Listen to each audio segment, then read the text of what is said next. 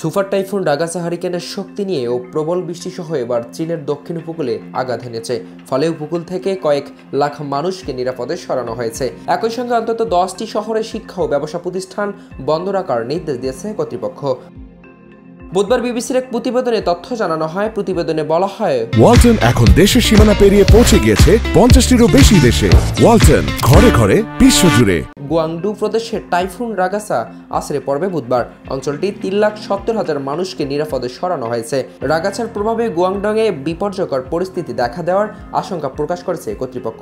এছাড়া typhoon Ragasa আছড়ে পড়ার আগে 8 মাত্রা সতর্কতা জারি করেছে হংকং। অঞ্চলটিতে বিমান চলাচল ব্যাহত হতে পারে বলে জানানো হয়েছে। টাইফুন রাগাসাকে ঝড়ের রাজা বলে অভিহিত করেছে চীনের আবহাওয়া বিভাগ। বলেছে, চীনের পর ভিয়েতনামের উত্তরাঞ্চলে আঘাত হানবে রাগাসা, ক্ষতিগ্রস্ত হতে পারে কয়েক লাখ মানুষ। এর আগে সুপার টাইফুন রাগাসের আঘাতে তাইওয়ানে এ পর্যন্ত 14 জন নিহত হয়েছে। এছাড়া আহত হয়েছে আরও অন্তত 14 জন এবং এখনও নিখোঁজ রয়েছে অন্তত 124 জন।